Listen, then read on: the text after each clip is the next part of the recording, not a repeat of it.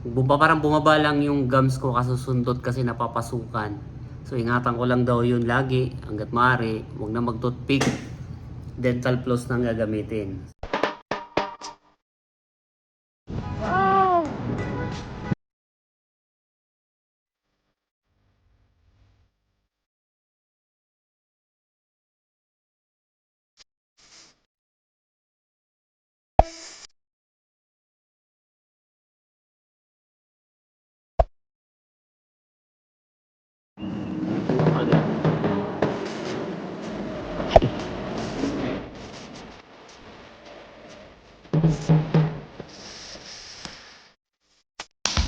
Yun, mga kababayan.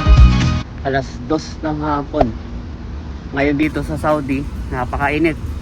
40 degrees ngayon mga kababayan. Punta lang tayo ng dental. Schedule ngayon ng ano ko, ng papapasta ako. Tsaka papalit-cleaning. Wait, ito tayo. Yun. Ang schedule ko naman 2:30 para magpa ano sa dental. Pero alas 2 pa lang. 2:06 pa lang mga kababayan. Pupunta na ako kasi baka mamaya pila. Nagpa-schedule tayo, nagpa-book tayo sa Pilipinong doktor, kay Doc Kirk de la Cruz. So kahapon ako nagpa-book. Pa-schedule ako ngayon. Malapit lang to dito sa trabaho ko. Malapit lang to dito sa Nesma. Nagpabunot na ako dito last year. So ngayon babalik tayo doon. Yan lang yung building na yan. Ozone Dental. So malapit lang to sa pinagpasukan ko. Doon lang yung Tamimi Supermarket. Tamimi Market. Yun.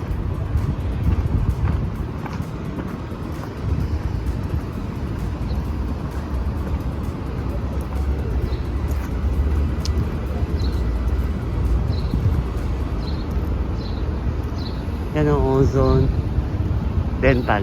Ang pinakapangalan niya nasa harap eh. Yun, nandito na tayo sa dental. Sa Ozone Dental and Derma. Doon sa kabilang side yung Derma. So dito, dental, papasok doon. Tayo kay Doc Kirk. Ito. Si Doc Kirk de la Cruz. Pilipino.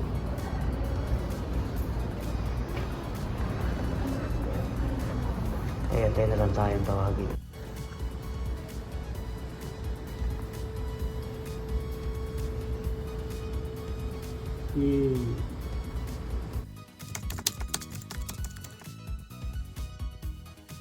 Yun, post na tayo. Daanan na tayo para exercise.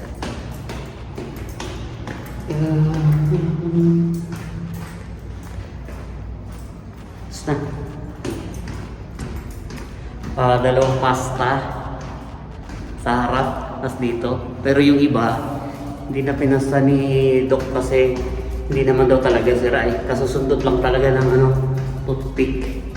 Kaya ingat-ingat sa toothpick hanggat maaari, dental floss talaga. Kasi ang nangyari, nagkaroon siya ng space. Kasusundot.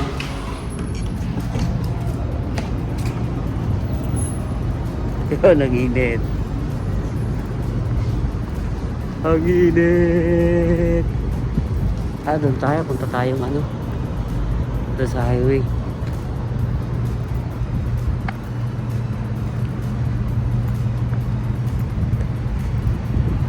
Kita-kita na lang tayo mamaya mga kabayan sa gym. Medyo titingin lang ako ng toothpaste na nireseta dito. Yun, andito na ako sa gym mga kabayan, no? Yung mga nandito ko nakasusunod ko ng toothpick, sabi niya hindi niya na pinastahan kasi daw parang bumaba lang yung gums ko kasusundot kasi napapasukan. So ingatan ko lang daw yun lagi hanggat maaari. Huwag na mag-toothpick. Dental floss nang gagamitin. So yun mga kababayan na, dental floss, huwag na toothpick. So ang pinastahan niya yun dito sa harapan, sa ilalim. Dalawa yan. Tsaka itong may isa dyan na parang basta parang tatlo yung pinastahan niya dyan. Tapos cleaning. Tapos yun, siya ng reseta siya ng toothpaste na pang sensitive kasi meron banda dito nangingilo na hindi naman daw talaga sira. Yun, nandito na ako sa gym mga kababayan, no? And yun, kape. Sweets agad ang tinitira. Pagtaos magpaano ng ngipin. Kaya magagawa meron dito Yan. Diya. So yun, maraming salamat mga kababayan. Short video lang naman to. Update lang sa atin na napakatagal na natin walang upload. Diyos ko po, Rudy.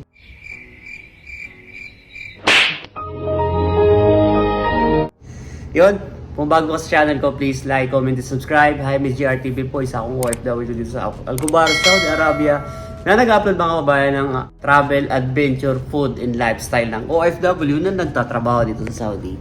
So, ayan. Kainin ko muna to. Nagugutom na ako. Let's go.